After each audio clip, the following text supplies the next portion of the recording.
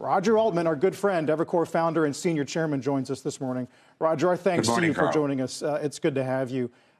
Reflections today. Sarah mentions this sort of long-standing reevaluation of not just his post-presidential actions, but the issues he's dealt with while in office. Well, first of all, I feel very warmly toward President Carter, and I owe him personally a great debt of gratitude because he allowed me to serve over those 4 years. That was a great privilege. And to do so at a time when arguably I was pretty young and not particularly qualified. So I owe him a lot.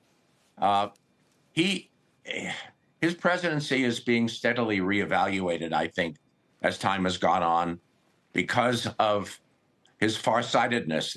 Of course, the Egypt-Israeli peace accord, which has stood the test of time right through today, a profound diplomatic achievement.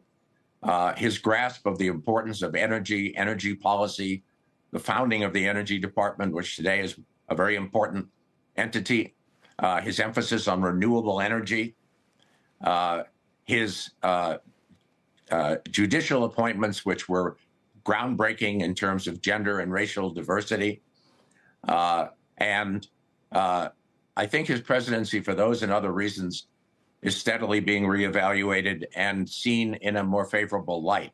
As you say, of course, no American president throughout our entire history ever graced the ex-presidency the way President Carter did. Of course, his was very long, 44 years, but his emphasis on eradicating disease all around the world all those years, his focus, his role as an election overseer throughout the world all those years, his receipt of the Nobel Peace Prize as an ex-president. He wrote 32 books. He taught Sunday school, as we all know, in that little town in Georgia, which I have visited all these years. And his basic humility, I think, has impressed so many people over all those years. And I think he has set a very high standard. It'd be very hard for anyone to ever achieve it again for the way he conducted himself as ex-president. I wonder, how did a young Roger Altman get involved with President Carter? You were at Lehman Brothers? How did that happen? I was one morning in mid-1975. I got a call from a senior guy at Lehman Brothers. I was very junior, or pretty junior anyway, and asked me to come to a breakfast with the ex-one-term governor of Georgia. Not sure I'd heard of him. Maybe I had, but I went to the breakfast. They needed some bodies to fill the table.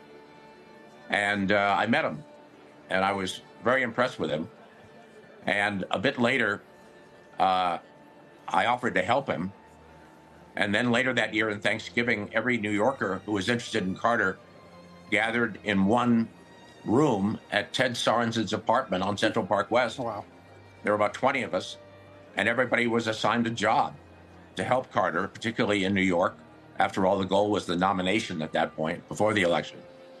And one thing led to another. And as we all know, Carter was the ultimate long shot in that race. There were some very famous names ahead of him: Hubert Humphrey, Scoop Jackson, others. But he revolutionized the Democratic primaries with his focus on the Iowa caucuses, which he won, shot to fame, won the nomination. As we all know, in a close race, won the presidency, defeating President Ford. And I ended up walking into the Treasury in the beginning of 1977. Very fortunate.